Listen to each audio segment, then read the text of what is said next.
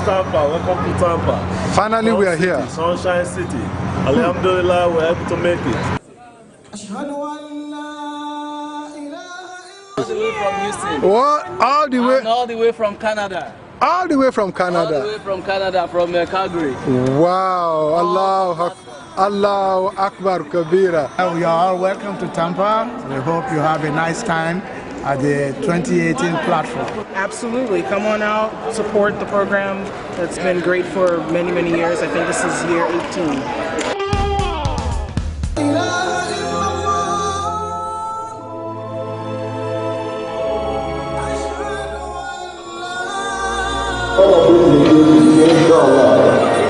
Inshallah.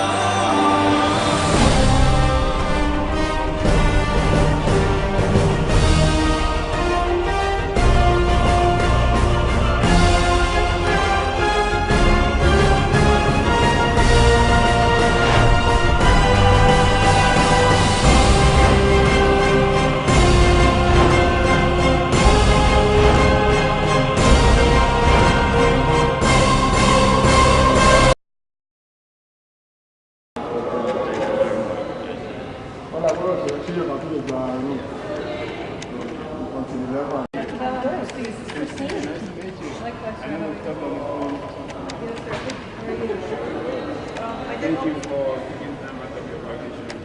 No, it's okay. I did all the changes for you. And then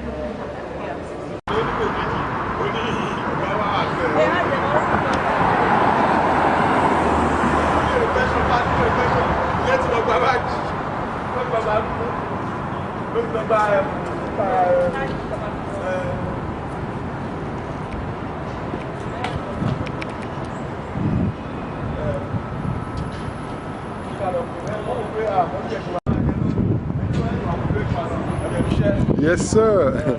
Salam.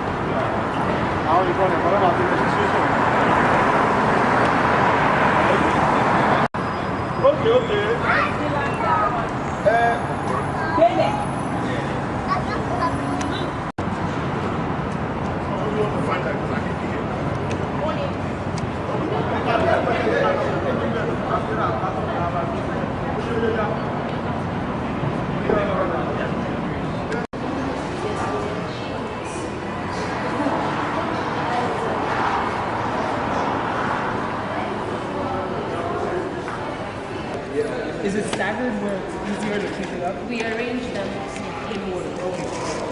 So here, you want to do this one here? Sure. They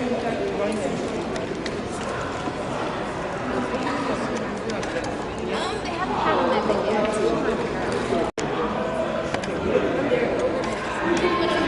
No, that last label, the one before the ABC.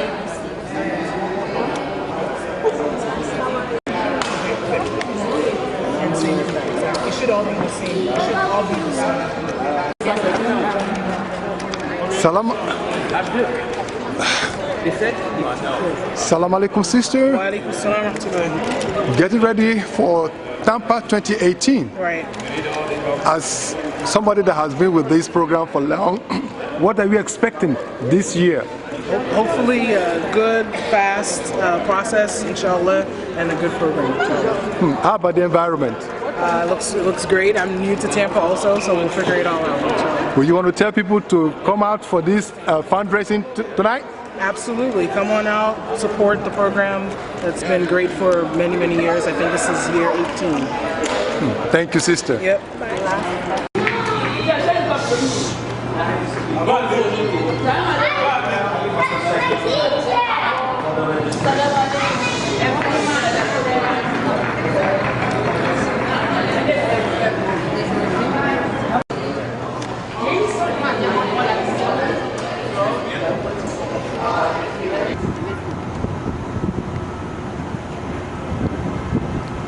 Salam.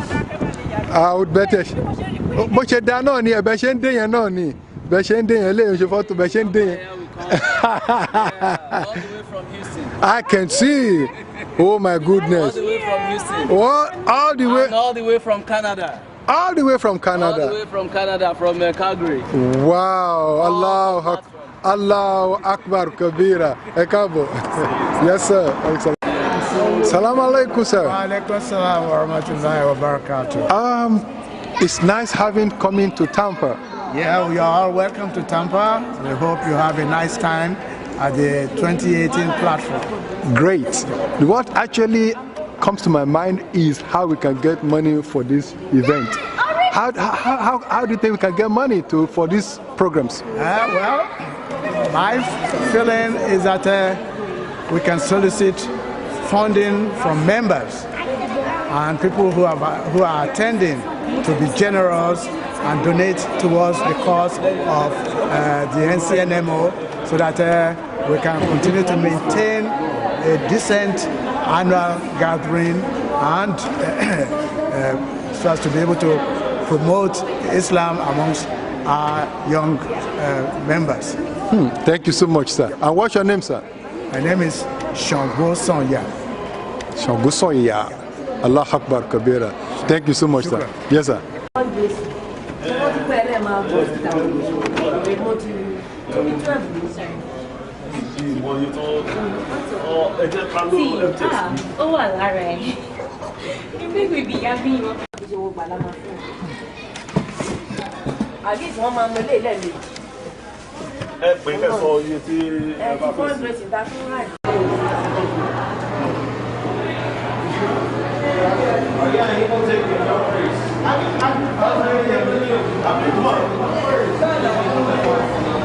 it back.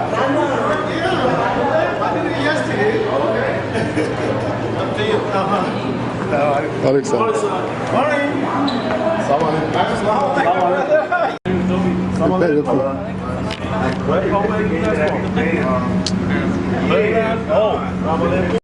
Oh, you know, but yeah, driving too. So alhamdulillah, that was the trip. Oh, you brought some food for us too. That's good. Welcome to Tampa. Thank you for coming. Salam alaikum. Welcome to Tampa.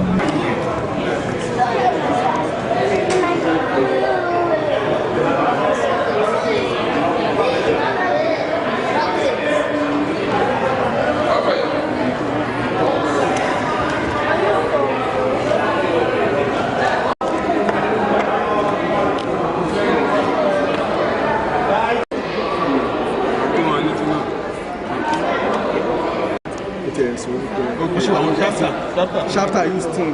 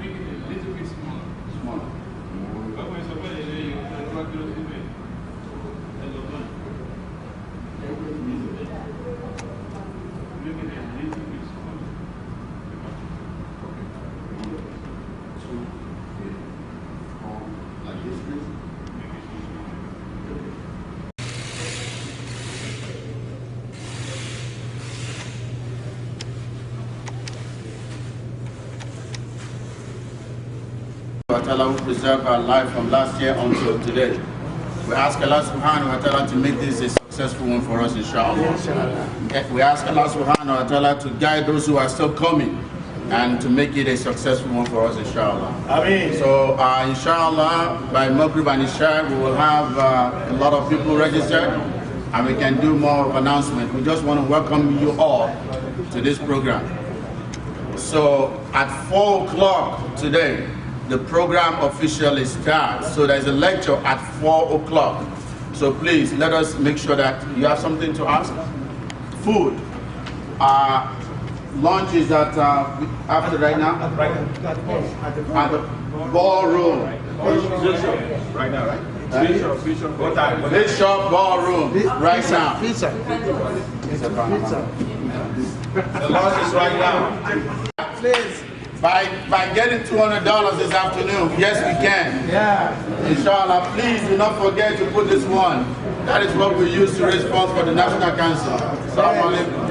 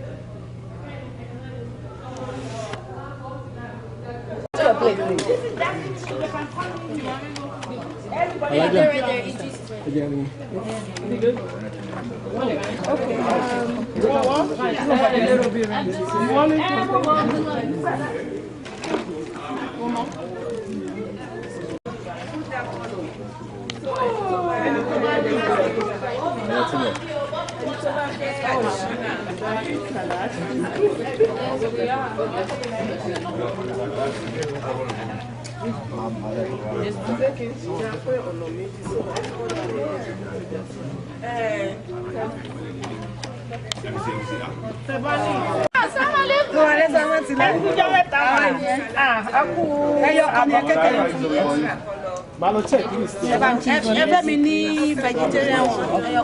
Ẹyọkan náà. You don't look at that one.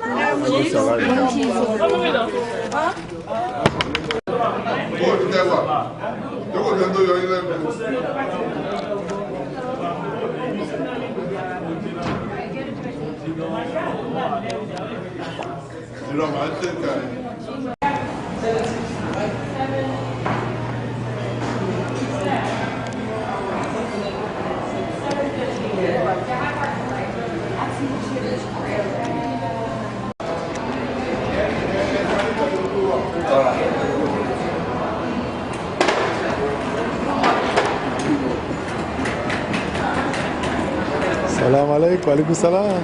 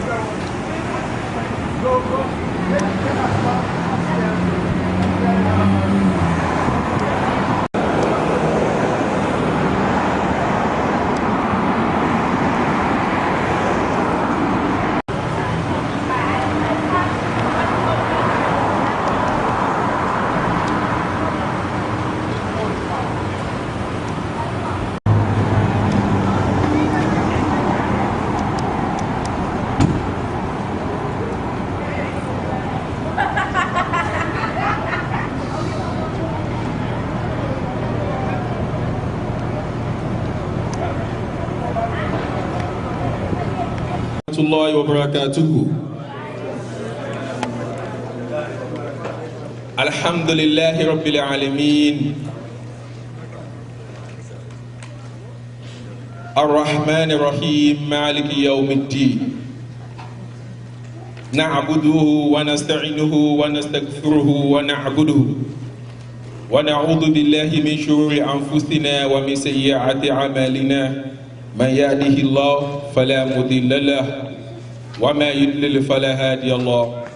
أشهد أن لا إله إلا الله وحده لا شريك له وأشهد أن سيدنا ونبينا محمد صلى الله عليه وسلم الإمام المكرم المبجل المتمتم الشيخ إمام ميكائيل Akinshola Akiyode.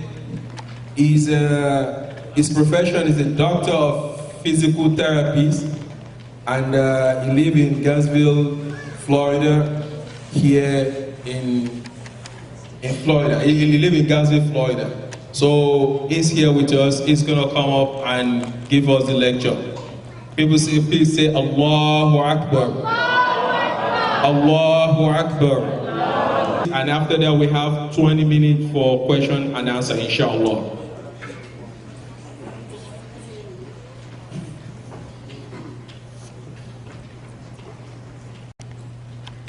إن الحمد لله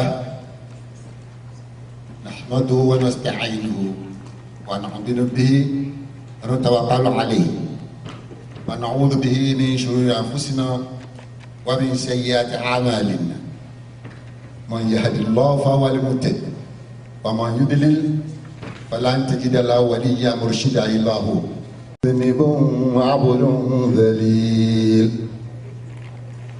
منه عصيان ونسيان نوسه بعد سهوي منك إحسان وفضل بعد عطاء الجزيل قال يا رب ذنوبي مثل رمل لا تواد كيف هالي يا إلهي ليس لي خير عمال سوء أعمالي كثير زاد طاعتي قليل أنت حسبي أنت ربي أنت لي نعم الوكيل أنت من يشفي العليل هب لنا ملكا كبيرا والمنادي جبرائيل رب هب لي كنزا أعطني ما في ضميري دلني أين نوح أنت يا صديق وعصي تقول إلهي مولى الجليل. السلام عليكم ورحمة الله وبركاته. We are grateful to Allah subhanahu wa ta'ala for bringing us together again in this year for platform. We thank Allah subhanahu wa ta'ala. We thank all the organizers. We thank all the hosts. And we thank everybody that will be participating. In my person is not in any way qualified to speak about this topic. I'm not saying this because I'm being humble. I'm saying this as the truth. But life is the truth. Rather, not in terms of that. In anything you can measure a man that is qualified to talk about the Messenger of Allah Rahmatan al-Alamin, whatever cripple, in whatever form that I think I am qualified to speak on this topic. May Allah forgive me. And as I pray Allah to forgive those who have chosen me too to present it, because whatever they think I am, Allah knows I'm not. That is the first disclaimer. Imam Shafi, rahmatullahi alayhi, he was reported to have said that yaduluna bi khair wa ma bi min khairin walakinnani abdun zalumun kama tadri satari ta'uyubi kulliha uyunihi wa albastani thawban jamila min as-sitri min khair. People think I am good, but I'm not. There's no goodness coming from me. Walakinnani abdun zalumun kama tadri. Oh Allah, you know that I'm just a useless and somebody, a very lowish servant of you. So the same thing I'm telling you. I'm not in any way qualified to speak on this. That is the reason of creation. Can you imagine who is me to talk about that?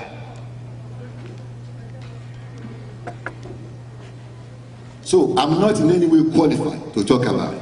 So this was the topic, Rahmatan al-Alamin, that has been studied, talked about before the Messenger of Allah came into the world. When he came, is this the same topic that is being discussed?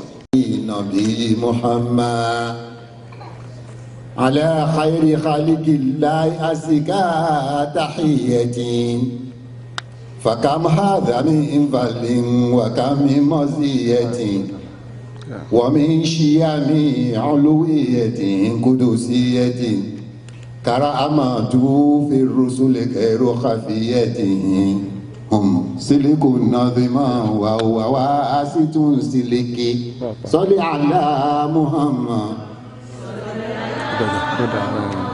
Allahumma nabi Muhammad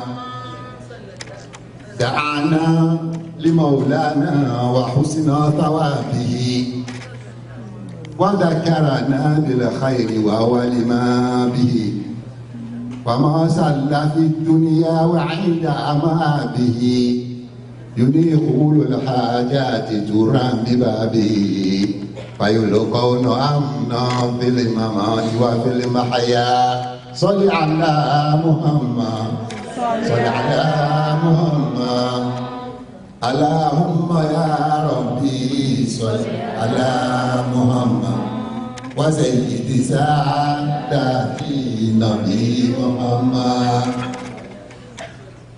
خرجنا به من كل ذيك وأمتي دخلنا به بظل أمني وعصمتي أتت اللهم يا ربي صل على محمد وسيد ساداتي نبي محمد. The meaning of what I just recited. Our Imam, he is the one that, as far as he's calling us, he is doing what he's asking us to do. He said pray, he pray. It's not do as I say. No, he will do it first before any of us. وما ذل في الدنيا وعند مهابي ينيخ أولو الحاجة تؤرم ببابي. And when he was alive, all he was doing was to call everybody أولو الحاجات. That is the key point. The key word is he called people who have intelligence. And he was crying. They said it was the tear from his eyes that dropped on the messenger of Allah that woke him up. What is going on? And then look at it. Then he prayed on it, take all the poison out, and he didn't kill this man. Sallallahu he didn't. He said it is shaitan. But no, la tahzan inna Allah ma'ana. When he got to Medina, before he went to Medina, he had a pledge of Al-Aqaba twice that people came to invite him. That God will protect you.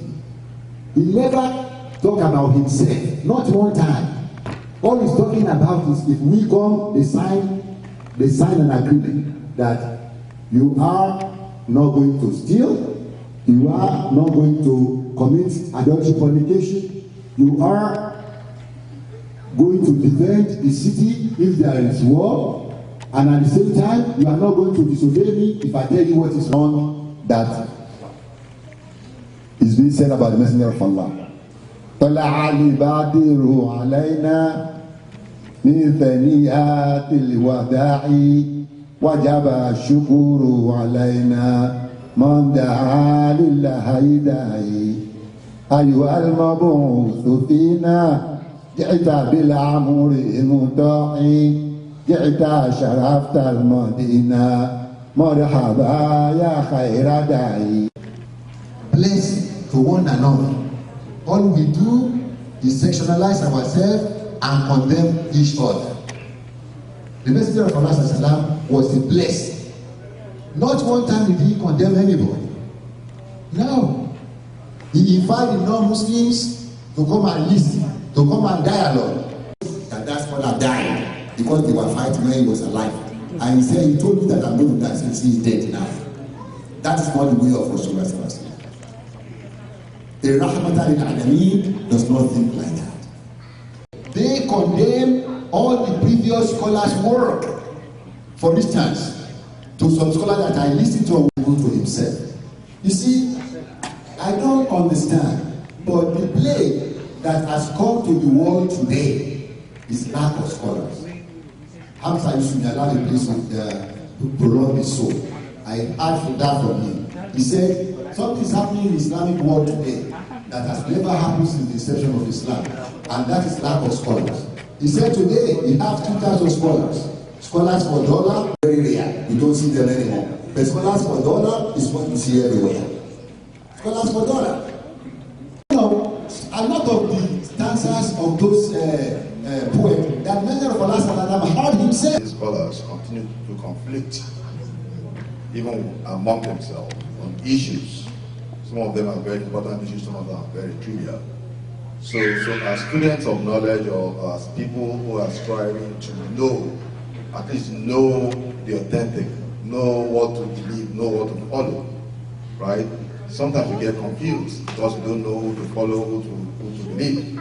So what will be your advice to those of us that are still trying to at least make effort to know the truth? When you hear Scholar A telling us something and Scholar B telling us something, this is Sunnah, this is Haram, this is Bidah, how do we differentiate, how do we sort out and still have a very healthy conclusion of that issue? See, Allah says, لَقَدْ كَانَ لَكُمْ فِي رَسُولِ اللَّهِ أُسْوَةٌ حَسَنَةٌ لِمَنْ كَانَ يُرِيدُ اللَّهَ وَالْيَوْمَ الْآخِرَ وَذَكَرَ اللَّهَ كَثِيرًا. Allah says, your only example is the messenger of Allah. is your only example. Not Imam Maliki, not Imam Shafi, not Imam Hanbali, not Imam Hanafi, not any scholar. Not any scholar. Because they are explaining this according to their own understanding. And that understanding, Allah has not taken it away from you. It has not taken it away from me. That's why I said it is important for all of us to read the seerah of the Messenger of Allah. There is no question you want that if you read that you cannot find in his life history. None. You may not understand that is what that is telling. That is where we have to ask them. Because they are the one that their life is what they study. I'm not saying we should do something without, talking to the scholars if we don't know. But when they explain to you, use your wisdom. A man came to the Messenger of Allah, before he opened his mouth, the Messenger of Allah says, Ata Nabi liyas'alani al-birri. You came to the Messenger to ask about the birri. Before he opened his mouth, he said, No, Ya Rasulullah. He said, you came to ask about birri, goodness, everything that is wonderful. The Messenger of Allah says, what is goodness? It's whenever you do it and your heart is happy with you. Goodness al-birr is what makes your heart inside you feel pleased and happy. That is goodness. The heart shake. And he said, وَإِنْ أَفْتَاكَ النَّاسِ إِسْتَفْتِي لِقَلْبِكَ. That is my point. Even when people advise you, listen to your heart. Again, وَإِنْ أَفْتَاكَ النَّاسِ إِسْتَفْتِي لِقَلْبِكَ. When people advise you, listen to your heart. Your heart is telling this is wrong. You can continue to say, but your heart is telling this wrong. When you go and convert somebody's wife, or you are flirting with somebody's husband, your heart is telling this is wrong. That is how Allah made human being. Wa nafsi wa ma sawaha fal'amaha fujuruha wa taqwa qad aflaha man zakaha wa qad khaba man dasaha. So Allah says He swear by the soul that is evil. The soul that does not know wrong, it does not know right. That is how you and I begin our life. Tell me, that young lady there, 3 or 4 years old, what good does she know? Does she know we are not to pee? We are not to poo-poo? She can take off her clothes here and be running around. You can't do that, I can't do that. That is the first stage of our soul. We don't know what is wrong, we don't know what is good. We just live. All human beings, we went through that. Then we went to where we know this is bad. In Surah Yusuf, Allah says, وَمَا أُبَرِئُ نَفْسِي إِنَّ النَّفْسَ لَأَمَارَةٌ بِالسُّوءِ إِلَّا مَا رَحِمَ رَبِّي إِنَّ رَبِّي غَفُورٌ رَحِيمٌ. That soul is prone to doing what is wrong. You know that? I know that. Which one is easy? To give money out or to keep your money in your pocket? Which one is easy? To get up for Fajr prayer or to keep sleeping? Which one is easy? To go to work and put your salah together at the evening, or to pray on time? To do wrong is so easy, brothers and sisters. But to do good, you have to fight it. That is why he, sallallahu alaihi wasallam, was the best of us. He said, I have a shaitan too, but I was able to convert my shaitan to a Muslim. Some of them, they agree on some issues. Some of them, they don't agree on some issues. Okay? But the Messenger of Allah says in another riwayah, he said, Allah has pardoned for my ummah all the little mistakes that we might make. That is a blessing. That is what he was, a blessing to us. So it's unfortunate that today this is what we have among us, and we should not be surprised. The Messenger of Allah has predicted that the time will come that the Quran will be gone. And the Sahaba were surprised. The Quran, the Musa will be gone. He said, no, Musa will be there, but they will be reading it, they won't understand. They will write it in gold, but they won't understand it. He said, why that? He said, because all the good scholars among them, They will die and nobody will replace them. I ask you Nigerians, who replaced Sheikh Gumi in the north? Who? You know anyone? Who replaced Sheikh Kamaluddin Al-Adabi in Lori? Who? Who replaced Sheikh Adam Ali Lori in Lagos? Who? Even his children are fighting. So is that who we want to follow? Salaam alaikum. Takbir. Ohun ni kí a jẹun pẹ́lẹ́nu ṣùgbọ́n ò bá ọ̀nà fún òjẹ́. One more question? Okay. Kò ní dáká má gba question látọ̀dọ̀ àwọn màmá.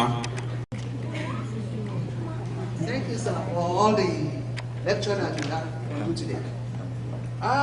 You know, in Nigeria, some of us when we are young, we went to Ahmadiyya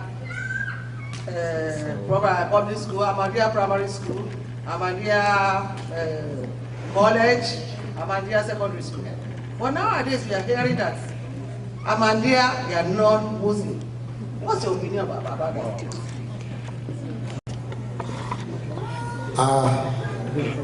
Obviously,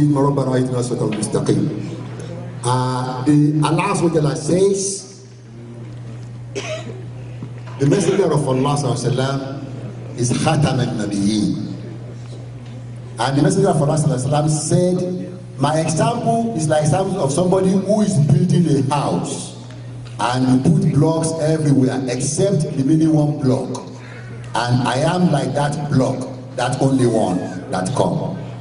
So, after he said in his last sermon, he said, there will be no messenger after me. He said that. And he said there will be no new faith that is going to be born. He said that. If we see that as our basis, then there is no messenger after the messenger of Allah.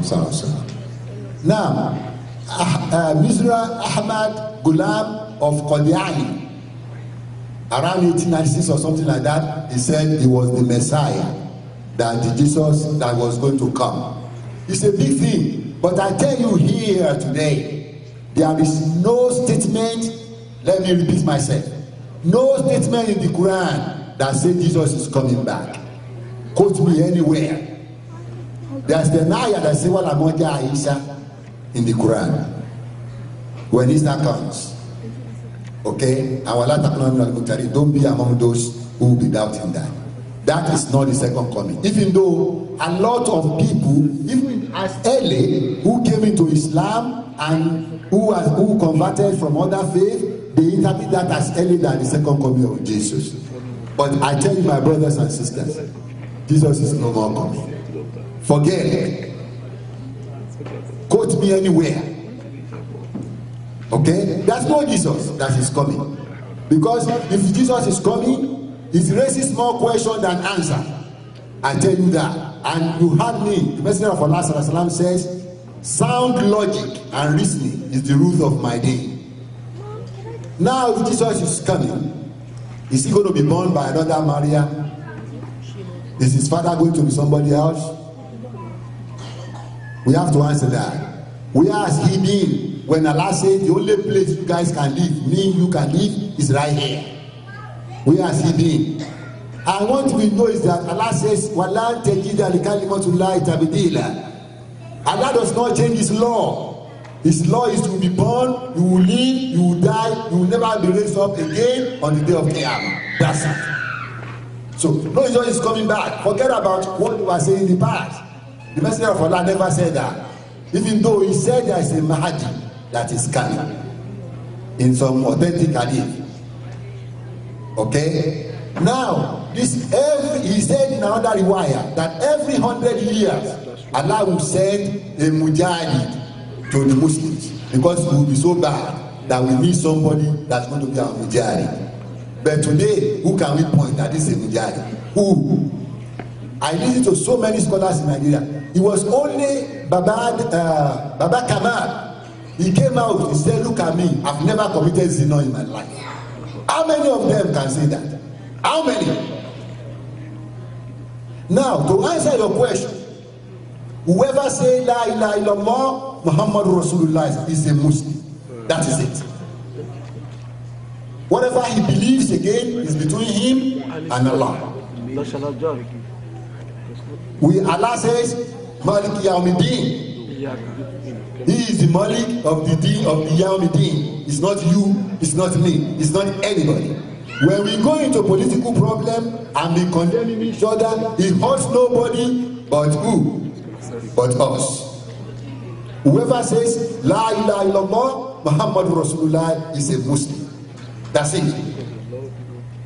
So if they believe in any other message, that is between them and Allah. But for us, whoever says La ilaha illallah Muhammad Rasulullah sallallahu alaihi wasallam is a Muslim. So that's my submission on that. Subhana rabbika rabbil izzati amma yasifun wassalamu ala al-mursalin walhamdulillahi rabbil alamin. Please let us go and do our ablution. I'm ready for Maghrib and Isha. Assalamu alaikum. At-takbir.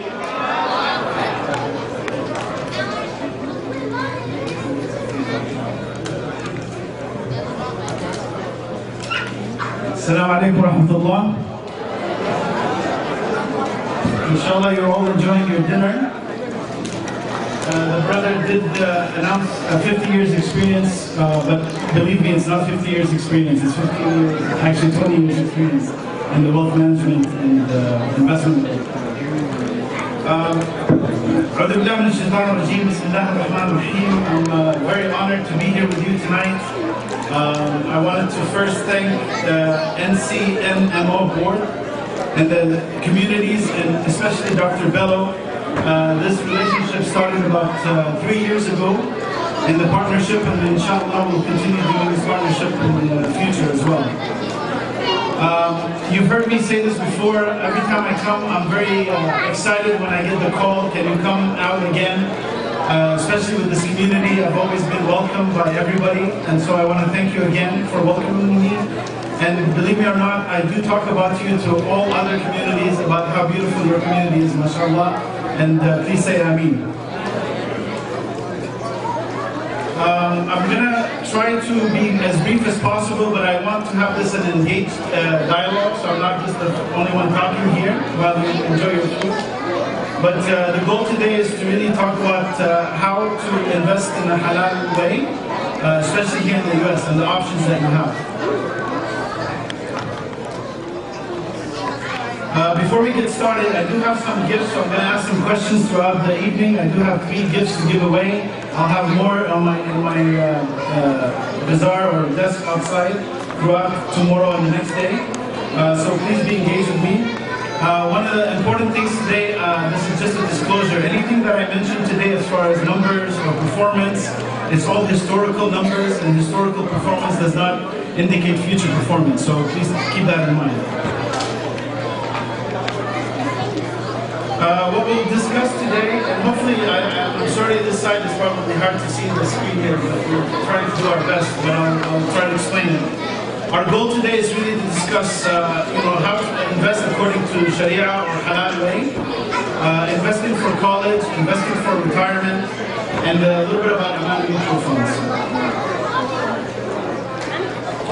So why do we save? Why do we invest? Well, there's a couple of reasons why we don't invest, right? We have.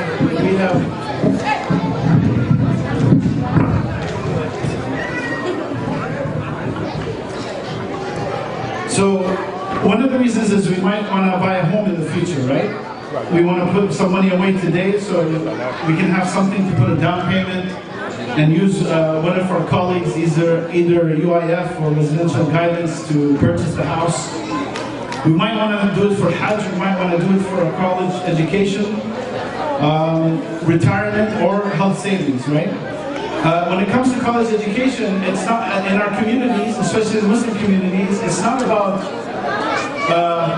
which college, it's about when, right? There's no question about our future, our desire for our kids to go to college.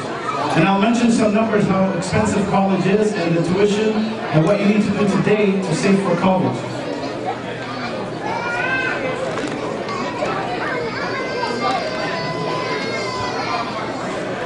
So, public college costs have risen about almost 3% above inflation. Inflation is about 2%. So you're looking at a total of about 5% or more a year in college tuition costs above inflation that is rising. And the published tuition ranges are anywhere between $10,000 and $34,000 a year. My nephew just finished UCLA. He was in Colorado, and he was studying at UCLA. His out-of-state tuition was about $50,000 a year, just to study because he was out-of-state, almost double. If you look at this graph, it shows about the public four-year college tuition has been increasing four times private colleges. Why? Can you tell me why? The cost of public tuition is increasing 4 times the rate of a private college. It was about $9,300 and some change. In 2016, that debt or that loan to pay for the same college has gone up 4 times, right? So how do we save for college? Well, I'm sure a lot of you have heard about the 529 plan. It's a college savings plan. It's available in the U.S. across every state. Each state has a state-sponsored plan. It's the most flexible plan that you can get out there for college planning. Because you can put a lot into it. It grows tax deferred. If you use it for college education, you don't pay taxes on that withdrawal. The only problem with those are they don't have a lot of halal investments. In fact, they don't have any halal investments in there. So if people want to do that route, all they have to do is purify what they're investing in at the end of each year. There are other options, however. There's a college education savings account that we can offer. And I'm not going to go into the details of it, but you could do halal investments for college planning. And I'm happy to talk to you individually at my booth later on how to do that as well.